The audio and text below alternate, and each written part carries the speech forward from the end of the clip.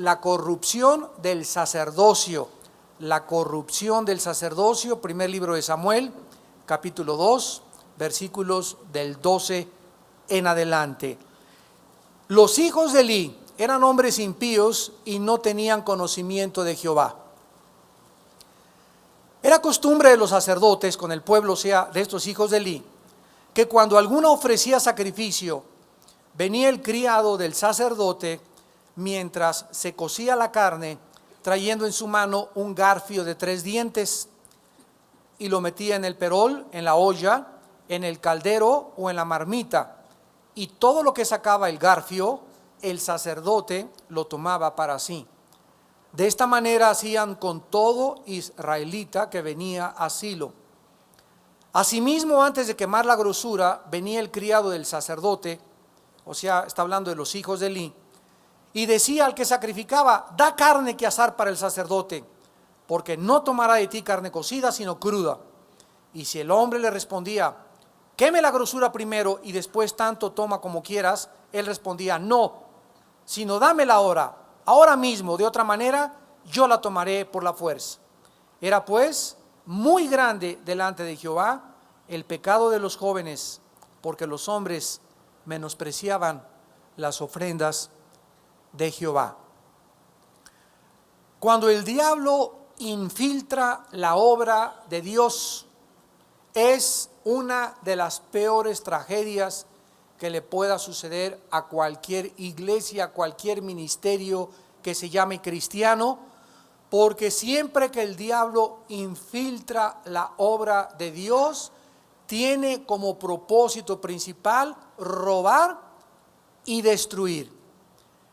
En el Nuevo Testamento, si me quieren acompañar a la epístola de Judas antes del Apocalipsis, donde se habla claramente de todos estos falsos maestros, apóstoles, profetas, pastores, ministros, misioneros, etcétera, etcétera, que se encuentran trabajando dentro de la obra de Dios y que es la mayor parte de las veces muy difíciles o muy difícil discernirlos, más que a través de la revelación, o cuando el Espíritu Santo nos mueve el velo, nos corre el velo y nos da a ver o nos da a conocer a estas personas a través de la facultad del discernimiento. Veamos por ejemplo en Judas versículo 3 y 4 que esta carta es escrita con el propósito de descubrir a las personas que se han infiltrado principalmente en el liderazgo. Amados, por la gran solicitud que tenía de escribirlos acerca de nuestra común salvación, me ha sido necesario escribiros exhortándoos que contendáis ardientemente por la fe que ha sido una vez dada a los santos, porque algunos hombres han entrado como a la iglesia, encubiertamente, como espías, disfrazados, etcétera, etcétera. Los que antes habían sido destinados para esta condenación, hombres impíos que convierten en libertinaje la gracia de nuestro Dios y niegan a Dios, el único soberano, y a nuestro Señor Jesucristo. Judas, que escribió esta carta, era hermano de Cristo, era el hermano carnal de Jesús. Judas, así se llamaba, pero no era Judas Iscariote. Y él escribe exhortándonos a que nosotros seamos celosos de la verdad. Cuando dice contiendan ardientemente por la fe, esta palabra contender es epagonizomai, de donde viene la palabra agonizar. Tenemos que tener una pasión, un ardor, un celo por las cosas de Dios y por las cosas de la palabra de Dios, por causa de que estamos infiltrados. Y no es más que un amor profundo por la verdad lo que nos va a capacitar y habilitar para que cuando veas tú a alguien en la televisión, no todos los que tú ves son cristianos, o en un programa de televisión, no todos son cristianos, no a cualquier conferencia que vas son cristianos, no todos los libros que lees tienen la palabra de Dios. Entonces tenemos que entender que estamos infiltrados en los púlpitos, en los seminarios, en las librerías, en los campamentos, en todos lados hay personas que ha sembrado Satanás. Por ejemplo, en Gálatas, el apóstol Pablo en el capítulo 2, le dice también a esta carta, Gálatas 2, versículo 4, y esto a pesar de los falsos hermanos introducidos a escondidas, que entraban para espiar nuestra libertad, que tenemos en Cristo Jesús para reducirnos a esclavitud.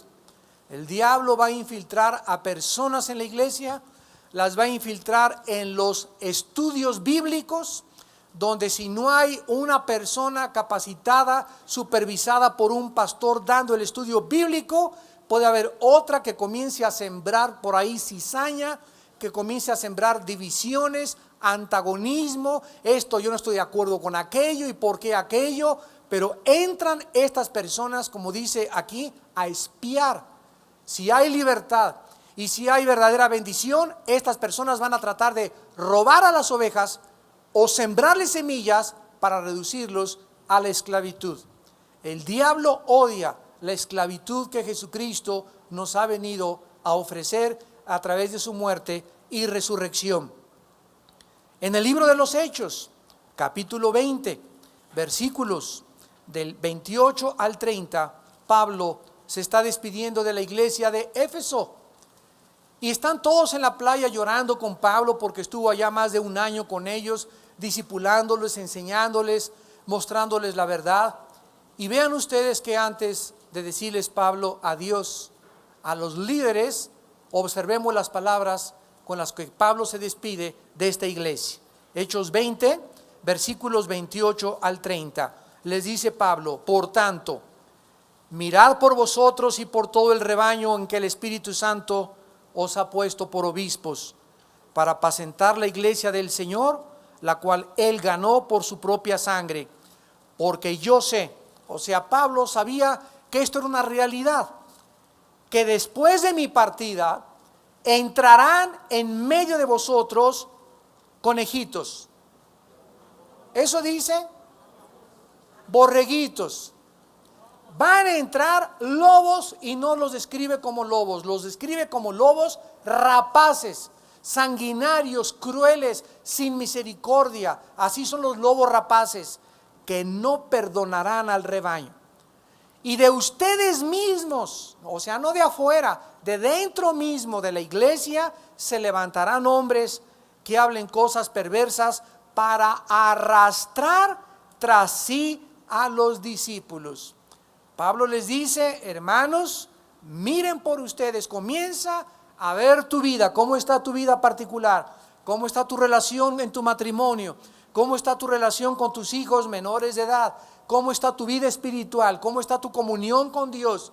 Porque si no tienes cuidado de tu vida, comenzando con nuestra vida y con nuestra vida alrededor en la familia, no podemos, ¿verdad?, vigilar a los niños, no podemos vigilar a la iglesia, no puedes vigilar tus negocios, no puedes vigilar los problemas de tus hijos en la escuela.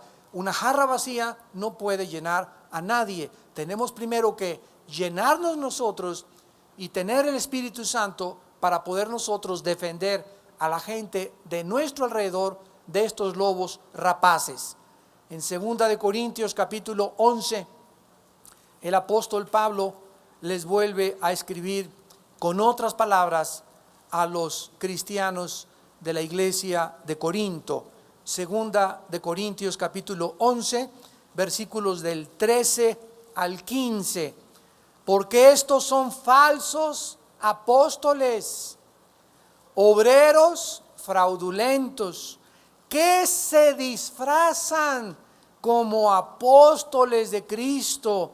Y no es maravilla, o sea, no nos sorprendamos, porque el mismo Satanás se disfraza como ángel de luz. Así que no es extraño si también sus ministros se disfrazan como ministros de justicia, cuyo fin será conforme a sus obras. Esta palabra disfrazarse es una palabra griega que significa cambiar de forma. es tener algo cubierto arriba de tu personalidad. Entonces Satanás no va a aparecerse a la gente como monstruo, como Godzilla, como una cosa que espante. Si Satanás quiere realmente hacerte daño, se va a acercar a ti a través de una persona que tal vez tú no consideres ofensiva, sino al contrario inofensiva. No es un buen muchacho, mamá, mira que me invitó a salir, tiene cara, se parece hasta John Travolta, me dijo que era cristiano, o una muchacha linda que tiene una cara de angelito, etcétera, etcétera. En una iglesia igual, ante las religiones se visten muchos ministros de blanco. ¿Quién pudiera imaginarse que una persona vestida de blanco, con una corona, etcétera, etcétera, pudiera representar la maldad? Nadie. Se necesita al Espíritu Santo para abrirnos el entendimiento y mostrarnos que detrás de las caras, corazones no sabemos. Caras vemos, corazones no sabemos. Y todos los días nos encontramos con este tipo de personas. Es la otra cara de la maldad. Personas con las que vas a hacer el negocio y te llevan al baile. Personas que, pastores, todos los días, ahorita acabamos de regresar mi esposa y otros pastores de Oaxaca, un seminario de matrimonios que tuvimos allá. Igual por donde vayamos, ¿se acuerda usted el hermano ese que tuve ahí que invité? Pues nos traicionó, hermano, nos apuñaló por la espalda. Y esto va a ser algo continuo en la iglesia, porque Cristo lo dijo en Mateo 13, la cizaña está sembrada junto al trigo. Regresamos a nuestro primer libro de Samuel y vemos que en este pasaje que vamos a continuación a estudiar es un retrato tremendo de los falsos ministros infiltrados por el enemigo. En los versículos del 12 al 17 vemos que una nube negra y amenazadora se cierne ahora sobre la historia de nuestro hombre que lleva el título de estos dos libros, Samuel y del sacerdocio. Samuel es el pivote central entre la terminación de los jueces. Samuel es el último juez y el inicio de la monarquía o de los reyes. O sea, Samuel está en medio de los jueces. Él fue el último que juzgó a Israel y de ahí en adelante él fungiría como sacerdote. Vemos que cuando Samuel es levantado por Dios, las condiciones del sacerdocio en Israel eran depravadas. Estaban profanando las ofrendas. Era una cosa que era insoportable y al mismo tiempo Dios comenzaba a levantar paralelamente a un hombre, a un ministro de Dios.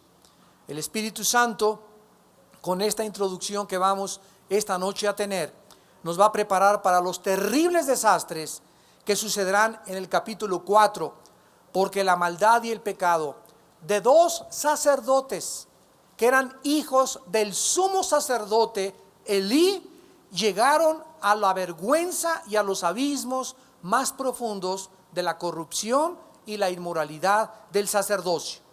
La Biblia nos describe un retrato de un sacerdocio corrompido, degradado, contaminado y depravado.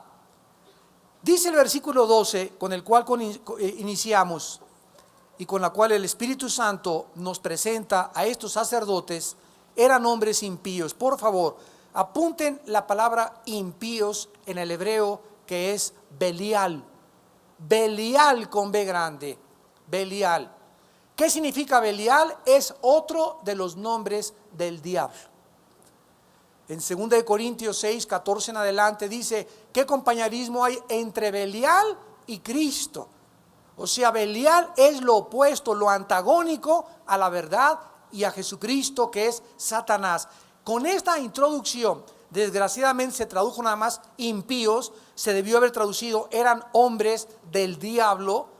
El Espíritu Santo nos muestra que estos sacerdotes, como lo vamos a ver, ni siquiera, dice aquí, tenían conocimiento de Jehová, lo cual corrobora que no tenían la salvación, que no eran sacerdotes de Dios, que eran dos hombres que se habían infiltrado al sacerdocio. Y lo más grave era que su padre, que era el sumo sacerdote, nunca pudo discernir que estos dos muchachos jamás se habían convertido y sin embargo eran los sacerdotes del tabernáculo del Señor. Estos jóvenes sacerdotes, ministros de Dios, estaban totalmente influidos por demonios. Y este pasaje nos ayuda a entender la maquinaria y las estrategias de cómo Satanás usa a sus personas. En primer lugar, dice que no tenían conocimiento de Dios.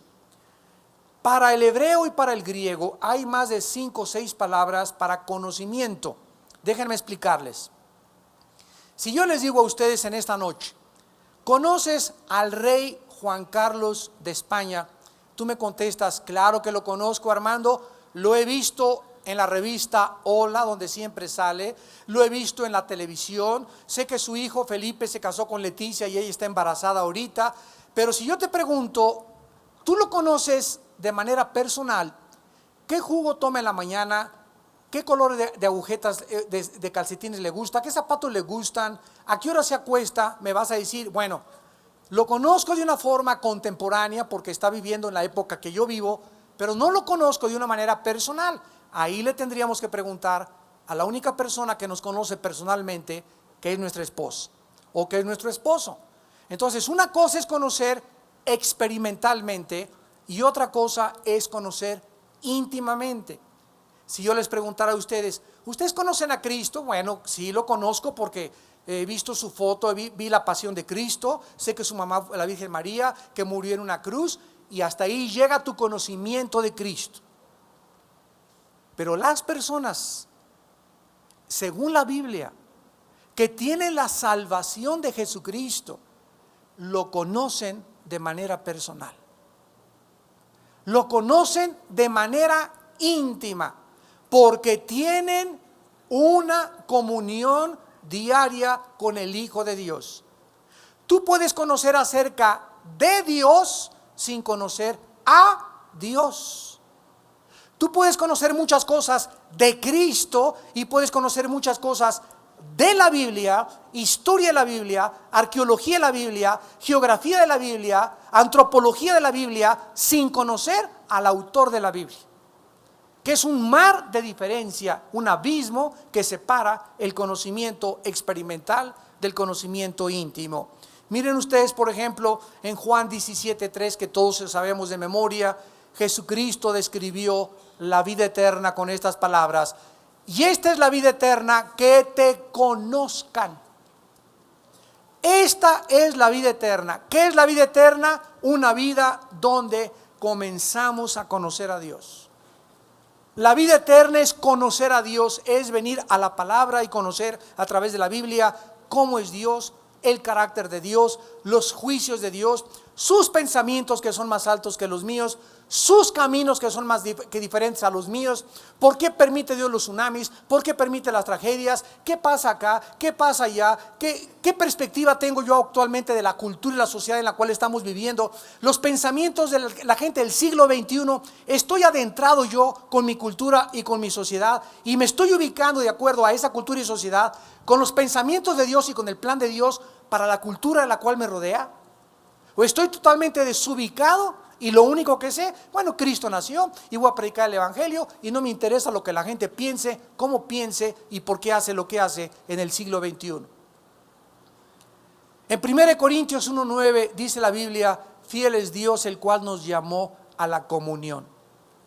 ¿A qué nos llamó Dios?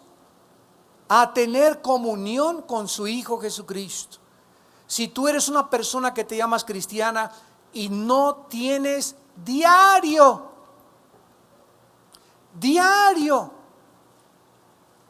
una comunión con Dios a través de una vida de oración y de estudio de la palabra todos los días, de preferencia en la mañana o en la madrugada, no puedes llamarte verdaderamente una persona discípula de Jesucristo.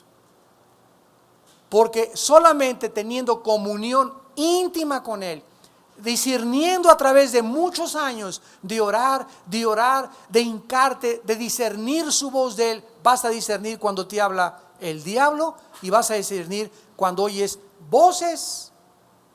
El otro día me decía una muchacha: Armando, yo oigo voces. Un psiquiatra la calificaría como loca. El que está loco es el psiquiatra, porque el psiquiatra cree que no puede haber voces más que las que nos llegan a través de las ondas por el oído. Pero la Biblia nos muestra que cuando una persona oye voces y no hay nada audible, no es que esté loca, es que es verdad. Pero esas voces son de espíritus, de criaturas inteligentes que te hacen creer que te están hablando o que te ponen ideas, pero que la persona que no conoce los pensamientos de Dios, ni cómo opera el mundo de las tinieblas, ni el mundo invisible espiritual, los califica como locos. Y esa muchacha no está loca, esa muchacha tiene problemas de pecado, por lo cual los demonios cada vez se hacen más audibles a su sistema auditivo. Oye, hermano, fíjese que yo veo cosas. Y un borracho me dice: veo delirios tremendos, vi una Godzilla que me quería comer. Lo califican loco, alucinaciones. No, es realidad. Son fenómenos ópticos producidos por Satanás. Vi un ovni, no lo podemos negar. Ahí están retratados los ovnis. No se puede negar. Nosotros los cristianos no negamos los ovnis, pero nosotros sabemos quién está detrás de ellos. Esta es la grande diferencia. Para nosotros no son ovnis, son ovis. Para el mundo son objetos voladores no identificados. Para nosotros son objetos voladores identificados, porque detrás de ellos se encuentran ángeles caídos que pueden materializar la energía. Satanás, cuando estaba con Faraón, los brujos del Faraón en Egipto agarraron la madera y la convirtieron en culebras. Satanás puede esto, la madera, esto que es inerte, que no tiene vida, la puede materializar y sacar energía y poder hacer cosas vivas a través de ello. La Biblia nos revela todo esto, pero no lo sabes y eres engañado porque no conoces cómo opera Dios, el carácter de Dios, ni el carácter y el poder de las fuerzas del mal. Dice en Jeremías capítulo 9, versículo 23 y 24: así dijo Jehová: no se alabe el sabio en su sabiduría, ni en su valentía se alabe el valiente, ni el rico se alabe en sus riquezas. Mas alabes en esto el que se hubiere de alabar, en entenderme y conocerme. En entenderme y conocerme, que yo soy Jehová, que hago misericordia, justicia y juicio en la tierra, porque estas cosas quiero, dice Jehová. No te jactes que tienes mucho dinero, no te jactes que eres muy valiente, que tienes mucho poder, no te jactes de la posición que tienes. Si alguien quiere alabarse y alguien quiere jactarse, que sea en decir: yo conozco a mi Señor, yo sé en quién he creído y conozco los caminos de Dios. Estos sacerdotes, regresamos a 1 Samuel 2. Vean ustedes qué es lo que estaban haciendo cuando era la hora de traer las ofrendas en el tabernáculo. Versículo 13: era costumbre de los sacerdotes con el pueblo, o sea, de estos muchachos impíos, sin conocimiento de Dios, que cuando alguno ofrecía sacrificio, venía el criado, el sacerdote, mientras se cocía la carne, trayendo en su mano un garfio de 3 dientes, y lo metía en el perol, en la olla, en el caldero, en la marmita. Y todo lo que sacaba el garfio, el sacerdote lo tomaba para sí. De esa manera hacía con todo israelita que venía a Silo. Este pecado fue cometido de 3 maneras. Insistían estos sacerdotes que cuando el sirviente metiera el garfio para sacar la comida del perol, Dios no había destinado que todo fuera para ellos, sino que lo repartieran y cada cosa le pertenecía al pueblo. Otra ofrenda le pertenecía a los sacerdotes, y la grosura, que es la grasa, era de Jehová. La grasa siempre se tenía que quemar porque le pertenecía a Dios. La grasa significa la gloria de Dios, y la gloria de Dios no la comparte Él con nadie. Por eso la grasa no se podía compartir con nadie, porque representaba la gloria de Dios, y solo de Dios es la gloria. No estaban satisfechos estos sacerdotes con la porción que les tocaba, porque ellos entonces tomaban todo lo que ellos querían, y esta conducta era totalmente opuesta a la ley que gobernaba en el libro de Levítico las ofrendas de Dios. Algunas veces insistían en tomar carne cruda antes de que el Señor recibiera su porción, la comida que sería cocida como suave aroma a Dios. Dice el versículo 15, antes de quemar la grosura, o sea, acuérdense que la grosura se tenía que quemar porque le pertenecía a Dios. Pero ellos no dejaban que se quemara la grosura, sino que venía el criado y entonces le decía: da carne que asá para sacerdote, porque no tomará de ti carne cocida, sino cruda.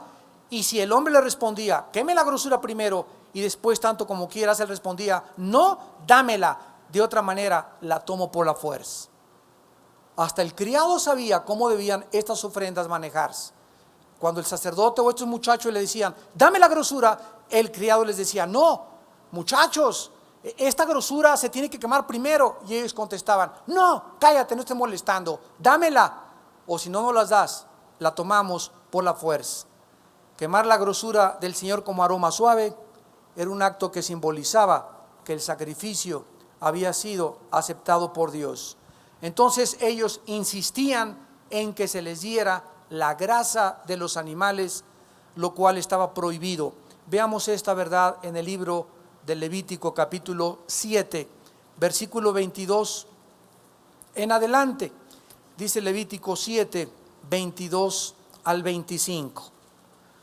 Habló más Jehová a Moisés diciendo: habla a los hijos de Israel, ninguna grosura de buey, ni de cordero, ni de cabra se van a comer. Qué interesante que esto hace 4000 años, cuando no se conocía que en la grasa se encuentra concentrada una sustancia que se llama el colesterol. Qué interesante que estas leyes higiénicas, independientemente que tenían un simbolismo espiritual, también representaban una medida de higiene para la salud. Y miles de años después se descubre que la grasa, cuando te comes una chuleta de puerco, cuando te comes cualquier cosa que tenga la grasa, por ejemplo, cuando comas pollo, quítale siempre, si pasas del 40, la piel al pollo. No te comas la piel del pollo, porque va concentrada toda la grasa. Quítasela la piel al pollo y cómete la pura carnita. Quítale lo gordo, el tocino, por ejemplo, que es, bueno, lo peor que puedes comer, ¿verdad? Pura grasa, el tocino. Todas estas cosas, hace miles de años, la Biblia nos decía: Dios no quiere que nosotros ni que su pueblo comiera las grasas. Versículo 24 de Levítico 7. La grosura de animal muerto y la grosura del que fue despedazado por fieras se dispondrá para cualquier otro uso, mas no la comeréis. Porque cualquiera que comiere grosura de animal, del cual se ofrece a Jehová ofrenda encendida, la persona que lo comiere será cortada de entre su pueblo. Vemos pues que los sacerdotes abusaban y amenazaban, inclusive que si no les daban la grasa o la grosura, ellos la tomarían por la fuerza. Estos sacerdotes eran tan ambiciosos, no tenían conocimiento, y si sabían que había esta ley no les importaba, porque para obedecer a Dios necesitamos el Espíritu Santo. Para obedecer a Dios necesitamos un corazón para Dios. La persona que dice yo hago lo que me da la gana en la vida, implica con esto su rebelión en contra de que no quiere someterse a nadie más que a sus propias reglas. Estos hombres estaban dispuestos inclusive a cometer violencia para obtener la mejor comida para ellos. Si no me la das, te surto. La agarramos por la fuerza. El egoísmo, la avaricia y la ambición habían llenado sus corazones al grado que se habían convertido en personas rebeldes a las leyes de Dios y violentas. En el libro de Miqueas capítulo 3 en el Antiguo Testamento, déjenme leérselos rápidamente.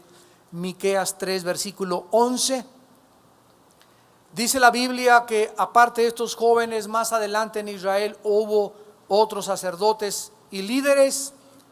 Y dice el profeta, sus jefes, juzgan por cohecho y sus sacerdotes enseñan por precio y sus profetas adivinan por dinero. A ver, lo vuelvo a repetir al que no haya oído bien. Los sacerdotes estaban cobrando por enseñar y los profetas, si no les daban dinero, no profetizaban. Y se apoyaban en Jehová todavía diciendo: no está Jehová entre nosotros, no vendrá mal sobre nosotros.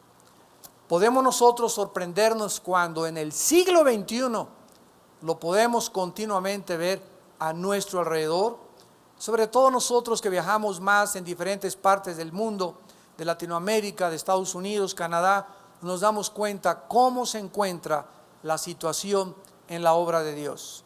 Hace algunos meses me invitaron a un congreso donde pusieron una bolsa así como una olla de dinero, y la persona que se puso junto a la olla, así se los digo, le dijo a toda la gente: hagan una fila y cada persona que deposite aquí de 50 pesos en adelante le voy a profetizar.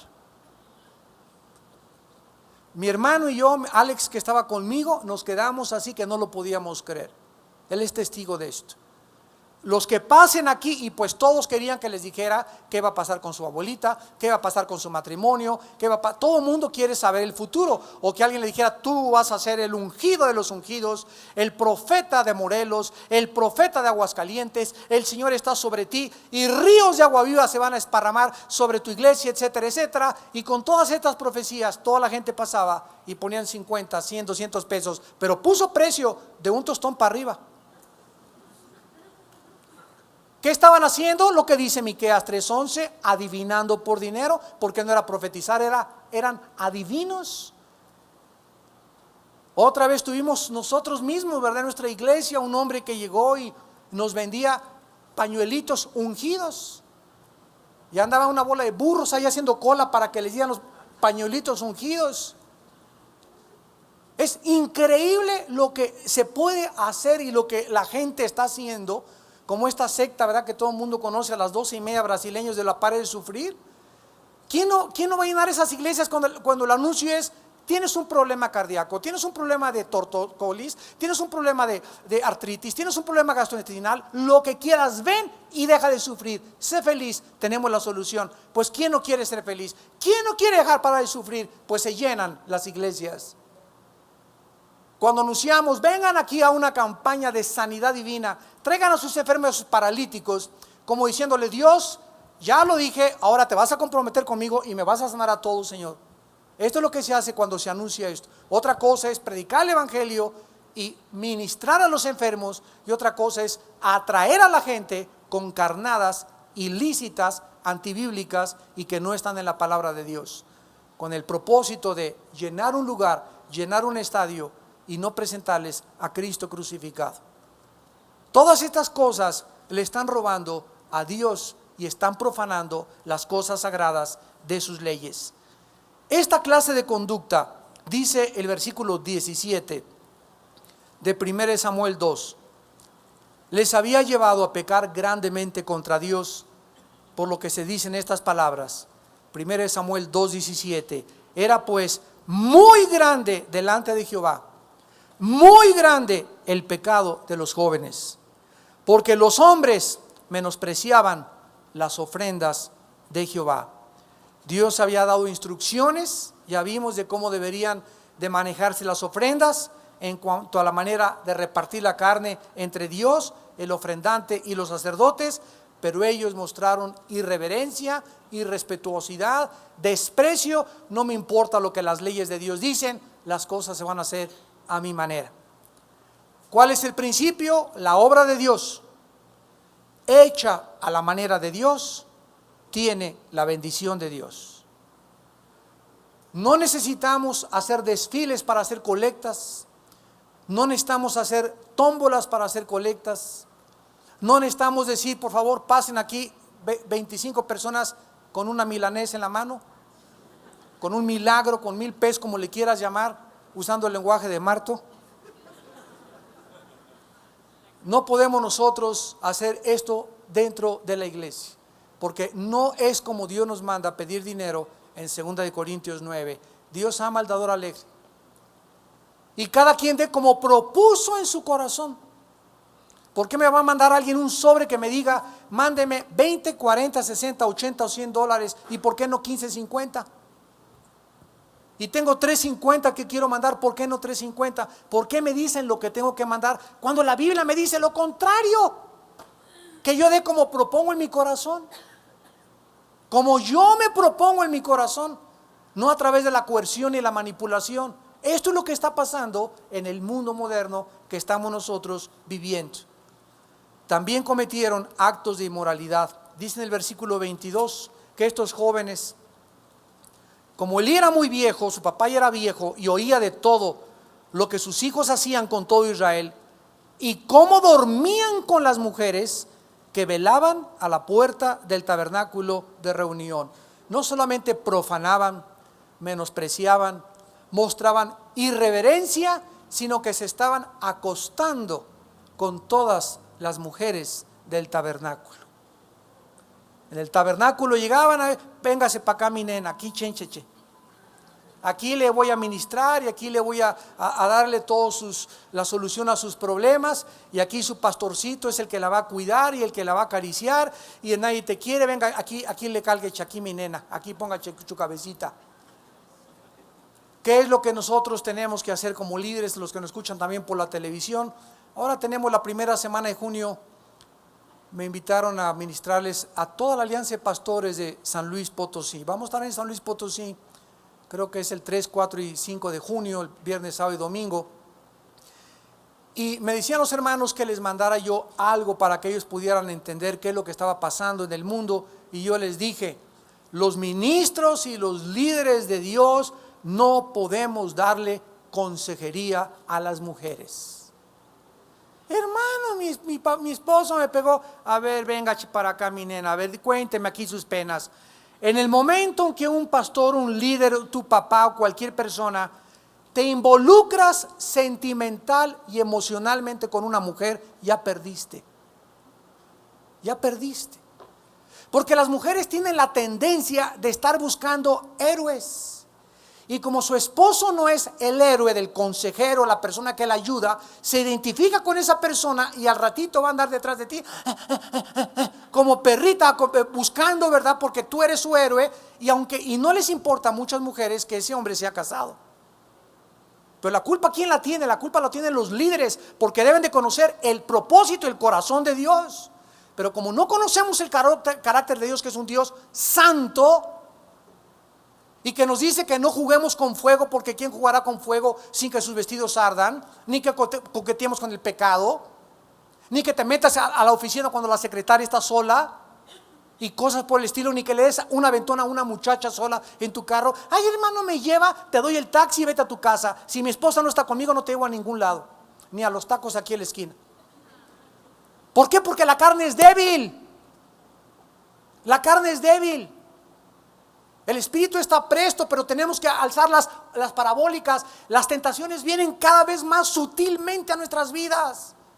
Y si queremos llegar al final de la carrera y entrar a la tierra prometida y ser bendecidos por Dios, bendecir nuestro matrimonio, nuestra familia, tenemos que vivir en santidad,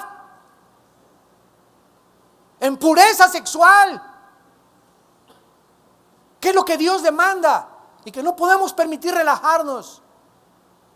Y vean ustedes cómo estaba el sacerdocio en los tiempos de Samuel. Los líderes, los pastores se acostaban con las mujeres de su iglesia. Y lo peor es que el responsable de esa iglesia lo sabía y no estaba haciendo nada. Este retrato es la terrible corrupción a la cual pueden llegar muchos falsos ministros de Dios. Imaginémonos estos pecados dentro de cualquier ministerio. Un ministro que se ha pervertido tanto que se convierte en hijo del diablo. ¿Qué dice Judas? La carta que leímos antes de Apocalipsis, versículos 12 al 13 de estas personas.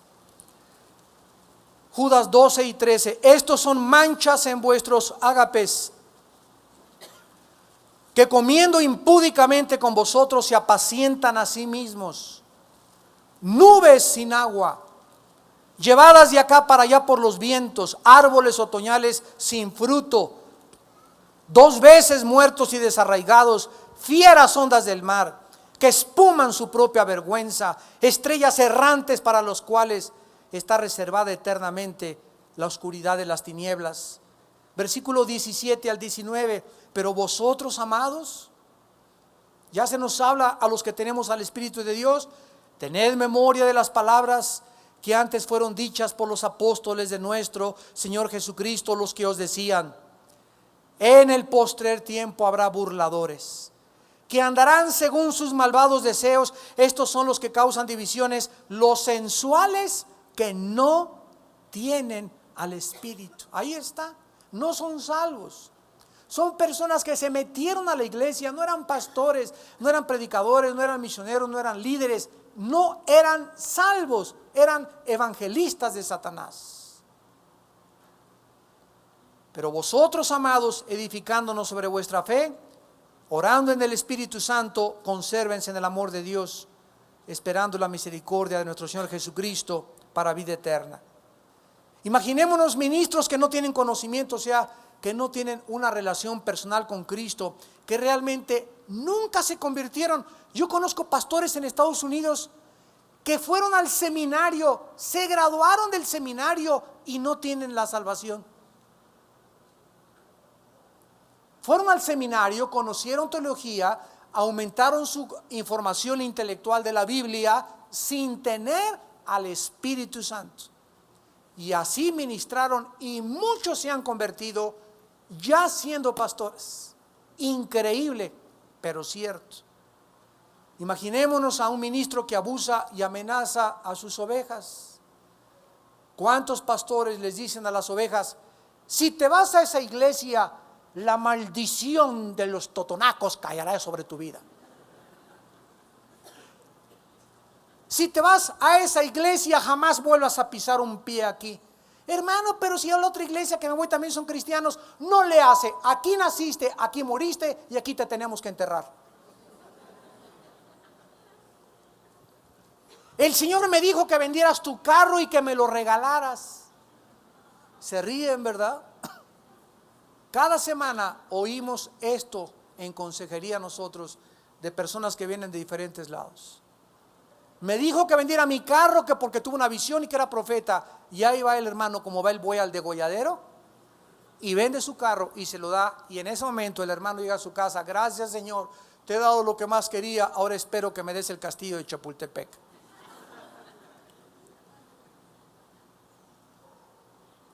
Ministros que menosprecian abiertamente las leyes de Dios y que viven una vida de inmoralidad. En 2 de Pedro capítulo 2, antes de Judas, todo el capítulo 2 de 2 de Pedro está dedicado también, junto con Judas, a estas personas que nunca tuvieron al Espíritu Santo, de entre las cuales fue Judas. Y dice en 2 de Pedro 2, versículo 10 al 13, y mayormente aquellos que siguiendo la carne, o sea, una característica de una persona infiltrada. Abre los ojos, es su inmoralidad. Una característica de una persona infiltrada es su vida inmoral. Siguen la carne, o sea, son carnales. Dice la Biblia: andan en concupiscencia e inmundicia. Desprecian el señorío, atrevidos y contumaces, no temen decir mal de las potestades superiores, mientras que los ángeles, que son mayores en fuerza y en potencia, no pronuncian juicio de maldición contra ellas delante del Señor. Pero estos, hablando mal de cosas que no entienden, como animales irracionales, nacidos para presa y destrucción, perecerán en su propia perdición, recibiendo el galardón de su injusticia, ya que tienen por delicia el gozar de deleites cada día. Estos son inmundicias y manchas, quienes mientras aún comen con vosotros, se recrean en sus errores. Tienen los ojos llenos de adulterio, no se sacian de pecar, seducen a las almas inconstantes, tienen el corazón habituado a la codicia y son hijos de maldición. Y en contraste, regresamos a Samuel y terminamos en el versículo 18 con estos jóvenes infiltrados, falsos ministros, falsos apóstoles, falsos sacerdotes, falsos predicadores. Vemos el contraste con Samuel. Dice en el versículo 18: y el joven Samuel ministraba en la presencia de Jehová vestido de un efod de lino. Los hombres de Dios viven de rodillas. Los verdaderos hombres de Dios diario están ministrando a Dios. ¿Qué significa esta palabra sharat en el hebreo? Que se tradujo ministrar, significa vivir enfrente de Dios, de rodillas, adorando a Dios y conociendo a Dios a través de la oración y la lectura de la palabra de Dios. El efod era algo con lo que se vestían los sacerdotes y era parte de lo que el sacerdote usaba para ministrar cuando entraba al altar de Jehová. Y él ministraba en la presencia de Jehová, sugiriéndonos una actividad continua. Una persona que no es un siervo de Dios, una persona que no es un líder verdadero de Dios, no tiene tiempo para Dios. Su esposa te lo puede decir, cuántas horas diarias lo ve de rodillas. Pregúntale a su esposa, que no te mienta su esposa. ¿Cuántas horas al día tu esposo pasa de rodillas, que tú lo veas de oración en su cuarto, en su recámara? ¿Cuántas horas pasa leyendo la Biblia? ¿Cuántos días a la semana ayuna? Las esposas no son tontas. Y si alguien quiere saber acerca de una persona, pregúntaselo a ella. Cada año, dice la Biblia, versículo 19, su madre le hacía una túnica pequeña y se la traía cada año cuando subía con su marido para ofrecer el sacrificio acostumbrado. Recordamos que Ana, ¿qué hizo con Samuel? Lo ofrendió cuando era niño a Dios, se lo dedicó a Dios, se lo entregó a Dios y ya nada más lo podían ver. ¿Qué sacrificio para una madre, no?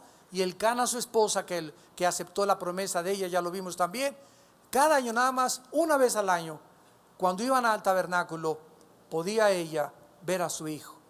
Y cada vez que ella se acercaba a su hijo, le hacía una túnica. La túnica que Samuel vestía era fabricada, tejida por su propia madre. Esta visita se llevaba cuando ellos iban cada año a ofrecer el sacrificio al Señor. Elí les bendecía en cada visita que hacían, orando que les diera hijos que tomaran el lugar de Samuel. Dice el versículo 20, y Elí Barak al Cana. Elí bendijo a Elcana y a su mujer, diciendo: Jehová te dé hijos de esta mujer en lugar del que pidió a Jehová. Y se volvieron a casa. A través de los años, dice el versículo 21, visitó Jehová a Ana y ella concibió y dio a luz a 3 hijos y 2 hijas. O sea, Samuel tuvo 5 hermanos. Y el joven Samuel crecía delante de Jehová. Este es el énfasis que hace el tremendo contraste entre la vida de Samuel y los falsos líderes, hijos del sumo sacerdote Elí, que eran infiltrados y corrompidos delante del Señor. ¿Cuántos de nosotros tenemos, cuando escuchamos estos mensajes, la oportunidad de arrepentirnos?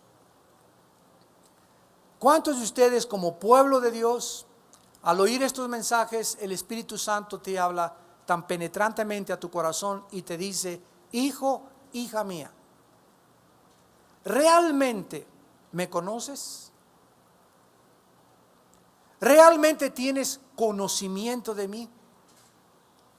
¿Realmente sabes que soy santo? ¿Sabes que soy justo? ¿Sabes que no puedo fallarte en mis promesas? ¿Sabes por qué, hijo mío, te dice el Espíritu Santo en esta noche? ¿Sabes por qué vives con tantas ansiedades y con tanta neurosis y con tanta inseguridad, siendo mi hijo y conociendo que los pajarillos del campo los alimento y las flores del campo son vestidas con mejores colores que los colores que trae tu vestido y tu traje? Y si ellos, que no valen tanto como lo que tú vales, los alimento y los cuido, ¿por qué entonces no puedes dormir? ¿Por qué entonces desconfías que te voy a proveer tu comida y tu vestido para el día de mañana? ¿Por qué te preocupas por el día de mañana cuando el día de mañana ni siquiera ha venido? ¿Sabes por qué lo haces? Te contesta Dios en esta noche: porque no me crees que soy fiel a mis promesas. La ansiedad tiene una raíz, la incredulidad. Dudar de que Dios sea bueno, dudar de que Dios sea fiel, dudar de que Él realmente es lo que va a hacer y lo que nos prometió lo va a cumplir. Y la guerra es entre el padre de las mentiras y el espíritu de verdad, y el campo de batalla es la mente. La guerra es entre las mentiras del diablo. Dios no es como es, Dios no te va a fallar, mira que no te ha dado trabajo, mira que no te vas a casar, mira que te vas a enfermar. Y el espíritu de verdad, que levanta la palabra y enarbola la verdad y nos dice: no te dejaré ni te desampararé. Cuando nosotros no pasamos tiempo con Dios y no llegamos a conocer el carácter de Dios, no vamos a tener las fuerzas para vivir para Él, ni vamos a tener tampoco el valor de poder decir: yo sé en quién he creído y sé que Él es fiel para guardar su depósito para mí en aquel día. Oremos. Señor, te damos las gracias porque existe la necesidad de contender ardientemente por la fe. Son días en que estás buscando guerreros que sepan usar la palabra de verdad como una espada contra el enemigo. Porque la espada del Espíritu, que es la palabra de Dios, es la única arma ofensiva que tenemos contra el diablo, contra sus mentiras que nos bombardean día y noche a través de los periódicos, de las amistades, de lo que oímos en la televisión, de lo que oímos de los amigos y las familias, de lo que oímos de nuestros maestros. Mentiras que no vienen de ti, Señor, que nos quieren robar la semilla de la fe tan preciosa que nos has dado. Padre, te damos gracias porque creemos en tus promesas. Eres un Dios de pacto que cumples lo que has prometido y que quieres que experimentemos íntimamente. No que oigamos lo que has hecho con la gente y lo que has hecho en el pasado.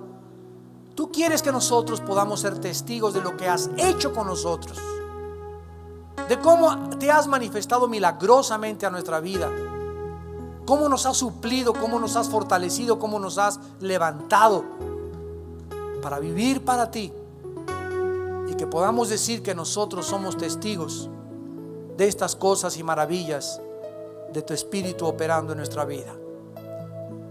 Padre, te damos gracias porque tenemos la seguridad, ya que el Espíritu nos da testimonio a nuestro espíritu de que somos tus hijos. ¿Cómo sabemos que somos de la verdad? Cuando caminamos en la verdad. ¿Cómo sabemos que conocemos a Dios? Cuando lo que conocemos de Él lo practicamos.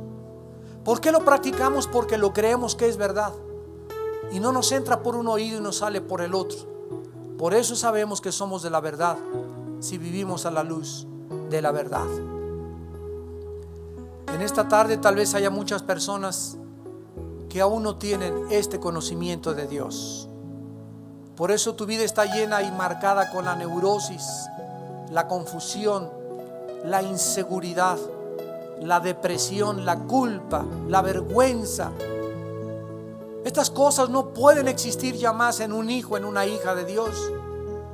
Cristo nos vino a ser libre de estos problemas emocionales y sentimentales que nos impiden vivir para Él.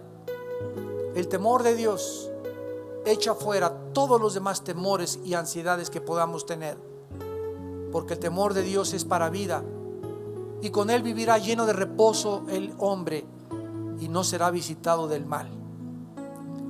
Alguna persona en esta tarde quisiera invitar a su vida a Cristo por primera vez. Hazlo. Ya no lo esperes ni lo pospongas. Cuando oigas su voz, no endurezcas tu corazón. Si quieres invitar esta tarde a Cristo, ustedes que nos ven por la televisión, ahí desde tu lugar, donde quiera que estés, dile estas palabras: mi Señor y mi Dios, en esta tarde comienzo a conocerte y a entender que eres un Dios santo, que me mandas arrepentimiento de mi vida, y que crea que en la cruz tu Hijo Jesucristo dio su sangre para pagar por mis pecados. Señor Jesucristo, te invito a mi corazón como mi Dios y mi Salvador. Te pido perdón por mis pecados y te pido que me llenes del Espíritu Santo en este instante, porque te quiero comenzar a conocer y a vivir para ti. En el nombre de Jesús. Amén.